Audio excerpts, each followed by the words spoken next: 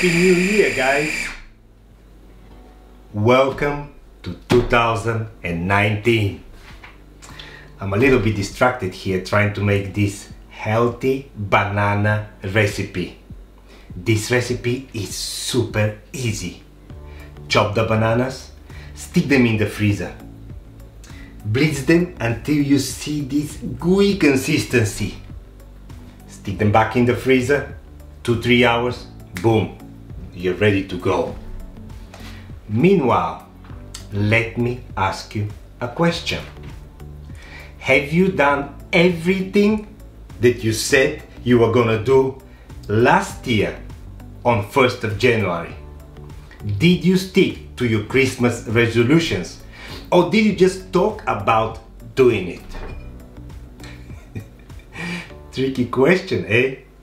You know what? This year, I want you to become a person of action. I'm challenging you guys to become people who do instead of people who just talk about doing. No excuses, none whatsoever. I want you to commit to being the person who just doesn't talk but follows through. Step up your game, guys, and make the rest of your life the best of your life.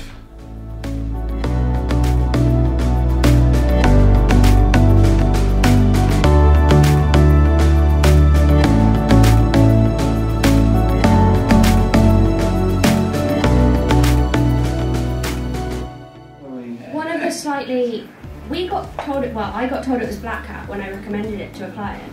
I don't think it is. What we do is we match up some of our products to some of their products, and then we look at the links into their products, and if their product that's linked to is not in stock or has been discontinued, we contact that site and say, hey, why aren't you talking about us? Because we have the same, and it would help your users if you link to us instead, because you're saying to them, hey, you should be doing this, and instead, like, that you're just pointing to a dead page, why don't you actually help them do it?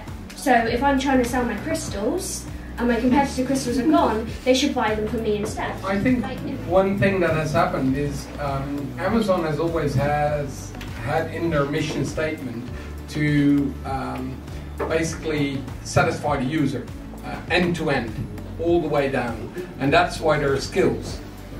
You can always ask, and if Amazon Alexa doesn't know the skill, it will tell you, can you teach me and connect me or whatever. Google basically always said, we'll have an answer to any question, in my opinion.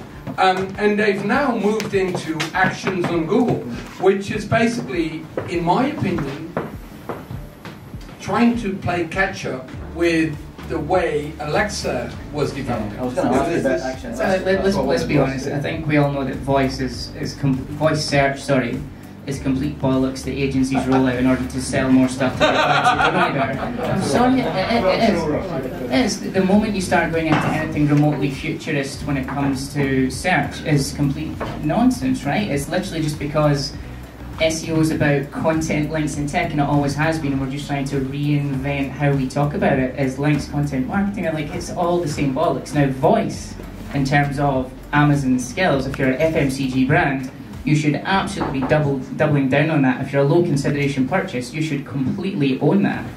But search is really complicated. Yeah. So there's still going to be non-voice search, there's going to be voice search, there's going to be a coming together of things, but one of the things that we're often thinking about is entities and creating entities that Google understands, and that will both benefit voice search and normal position zero search. And I think in looking forward, as we go forward, we have to be thinking about technical SEO. Technical SEO is where we're marking up things, and marking up things correctly so that stupid computers understand things, because AI, you may think AI is like the solution to everything. It's only machine learning, some of it's only deep learning, and it's only as smart as the data we feed it, and that's where we're failing. So the biggest problem I've seen is that Google is actually dying to a certain extent. which I know sounds like crazy because of what I just said. How many people in the audience here, when they start to buy something, who's on Amazon Prime? Yeah. Yeah, see, you're on Amazon Prime. I hate Amazon Prime, but I still subscribe. Mainly because I still get student discount. But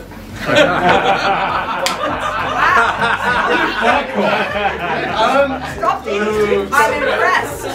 yeah, this might be a slight. Anyway, the point being that so many people now, before they start to search on Google, before they start searching anywhere else, they start on Amazon, and then they might degrade down to eBay.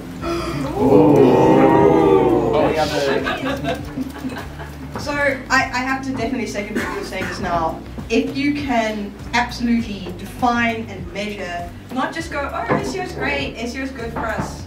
If you can actually show your client, your company, everybody that what it is you can define it and you can measure it and you can demonstrate it.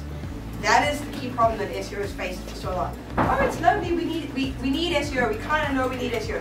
Why do you need SEO? How do you show the value to your business, to your clients? That is the biggest thing. We've always been so fluffy, and that's why PPC was up there going, who makes the most money? Because they can measure it, and they can demonstrate X number of ROI. We are... So, what do you think about using analytics out of the box? I wouldn't necessarily recommend it, but it's still going to be better than nothing. Like, I work with, it's interesting, like, the short-term, long-term stuff that's come along a lot in these conversations, and probably just reveals that people work with different clients and businesses. But probably a lot of us have worked with businesses where getting them to look at data from their website is a good start. If you're on the other hand, if you're working for a massive like household name like Vodafone or Just Eat, yeah, maybe it should be a little bit more sophisticated than that, and maybe Google Analytics is just going to be a few convenient lies. Does this thing work? Oh, it does. Wow. It's really cool. I'll take this home with me. No, I think it's actually the interesting thing about it. This is the bit. The interesting thing about analytics is that there is so much of it, and whatever you can do to give people access to it so that it's not just a couple of analytics people on a data team sitting in a corner of a room looking at it is probably going to be a very good investment. I mean, where I work for a little company called Photobox, and we try and teach as many people as we can in the team, and we'll do whatever we need to make sure that the teams are available and able to use GA. I mean, like Lewis, who's over here, he picked up something. He's like, Grant, why is this not working? It wasn't working because it wasn't set up properly. And because it was him looking at it, I was able to pick up some of that stuff. With such massive websites, it's not the fact that analytics isn't good. It's good if it's set up properly, but most websites have been set up ages ago by multiple people who don't even exist there anymore. So the more people that you look at, the more people who can look at the data, the better the data will be. And often... Okay, Nicholas, what do I need to do? Well, firstly, you need to know where you are in the SEO world. And people don't do that. They kind of, it's almost like you've got one kind of SEO for all of us. It's rubbish. You know, I do completely different SEO from a small website. So, you know, I don't need to. We get thousands of links every week, so I don't need to do link building. I just don't need to do it.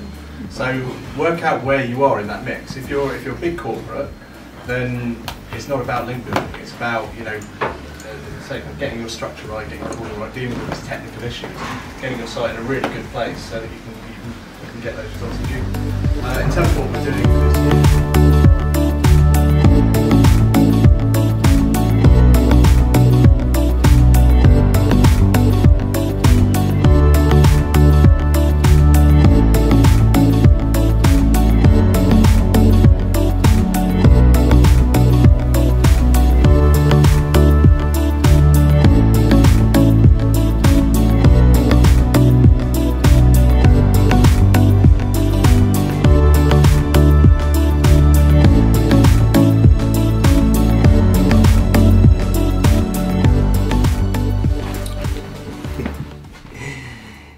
The meeting the other day was amazing.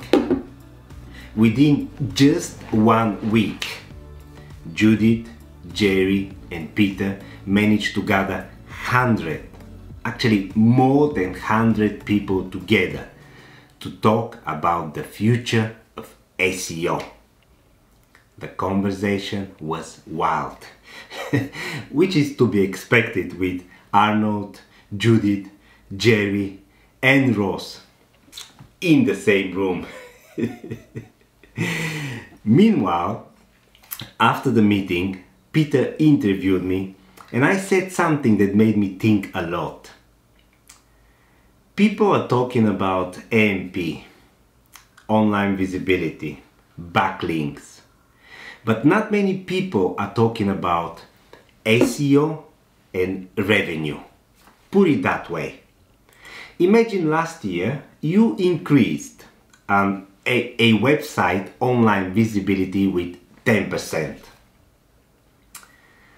Traffic looks good. Targeted keywords look good.